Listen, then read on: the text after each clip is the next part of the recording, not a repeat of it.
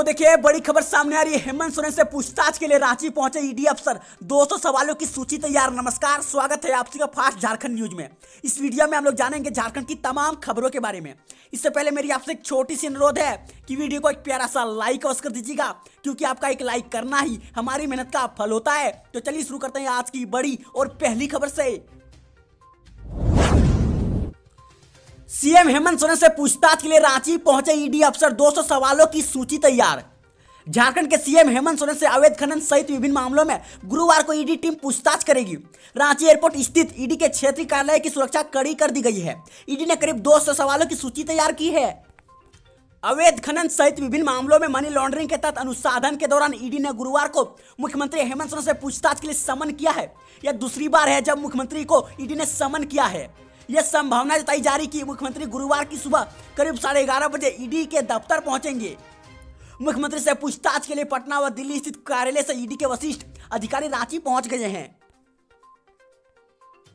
मुख्यमंत्री हेमंत सोरेन से पूछने के लिए ईडी ने अपना होमवर्क भी भरपूर किया है। बताया जा रहा है कि ईडी के पास 200 से अधिक प्रश्न तैयार हैं, जिसे मुख्यमंत्री के सामने रखा जाएगा, उसका जवाब मांगा जाएगा।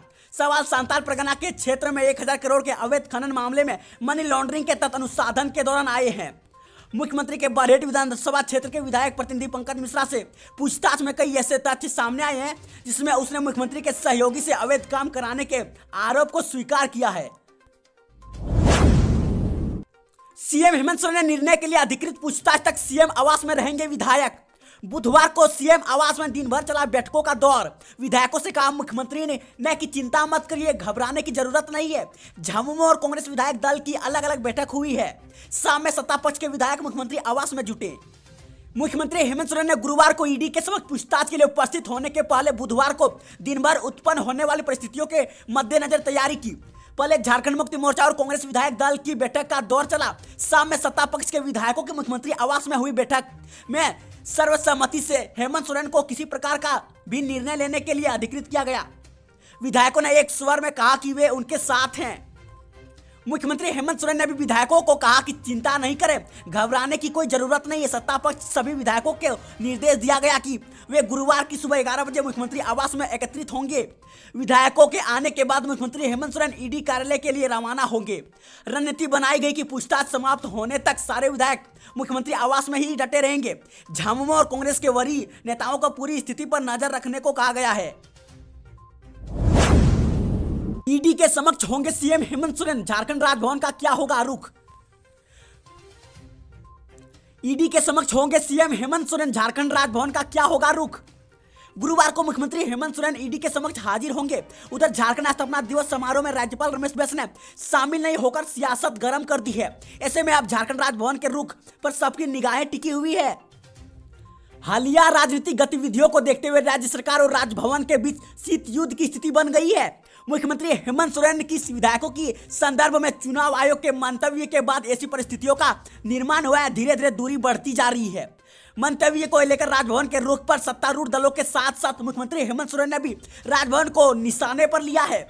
यूपी का एक उच्च स्तरीय प्रतिनिधिमंडल भी मंतव्य को सार्वजनिक करने की मांग को लेकर राज्यपाल में शामिल मिला।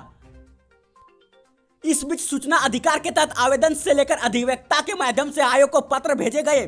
चुनाव आयोग ने स्पष्ट कर दिया कि झारखंड राजभवन इसके लिए बाध्य नहीं है। इस बीच छत्तीसगढ़ के रायपुर में राज्यपाल रमेश बैस दोबारा मंतव्य मांगे जाने संबंधी जानकारी के बाद गतिविधियां तेज हुई। हालांकि चुनाव आयोग ने स्पष्ट कर दिया कि ऐसा कोई मंतव्य नहीं मांगा गया है। इस बीच मुख्यमंत्री हेमंत सोरेन ने झारखंड हाईकोर्ट में एक याचिका दायर कर दिया है और आग्रह किया है कि राज्यपाल को दोबारा मंतव्य के आधार पर निर्णय लेने से रोके। बिजली वितरण निगम के CMD IAS Avinash Kumar Jharkhand high court में तलब। झारखंड हाईकोर्ट का आदेश पालन नहीं करने के आरोप में बिजली वितरण निगम के सीएमडी अदालत में तलब किए गए हैं। रानी सती राइस मिल के 30 लाख रुपए वापस कराने का मामला है। अदालत में इस मामले की 23 नवंबर को सुनवाई होगी। झारखंड हाईकोर्ट के जस्टिस डॉक्टर रविरंजन व जस्टिस एसएन प्रसाद की अदालत ने आदेश का अनुपालन नहीं करने पर झारखंड बिजली वितरण निगम लिमिटेड के सीएमडी अविनाश कुमार को तलब किया है। अदालत ने उनसे पूछा कि जब बिजली बिल का समायोजन करने के बाद बाकी राशि वापस करने का आदेश दिया गया था तो अभी तक कोर्ट के आदेश का पालन क्यों नहीं किया गया है। मामले में अगली सुनवाई 23 नवंबर को होगी। इस संबंध में दुमका के रानी सती राइस मिल की ओर से हाईकोर्ट में अवमानना याचिका दाखिल की गई है। याचिका में कहा गया कि उन पर बिजली चोरी का आरोप लगाया गया था। अदालत के अंतरिम आदेश के तहत उन्होंने 30 लाख रुपए बिजली बिल जमा कर दिया था। इस मामले में सक्षम न्यायालय ने रानी सती राइस मिल के पक्ष में फैसला सुनाया और बिजली चोरी का मामला नहीं माना। इसके बाद उनकी ओर से अदालत में 30 लाख रुपए वापस करने का मुद्दा उठाया गया। इस पर पूर्व में अदालत ने JBVNL को बिजली बिल का समायोजन कर बकाया राशि वापस करने का निर्देश दिया था। अभी तक कोर्ट के आदेश का अनुपालन नहीं किया है। इस पर राइस मिल की ओर से अवमानना याचिका दाखिल की गई है।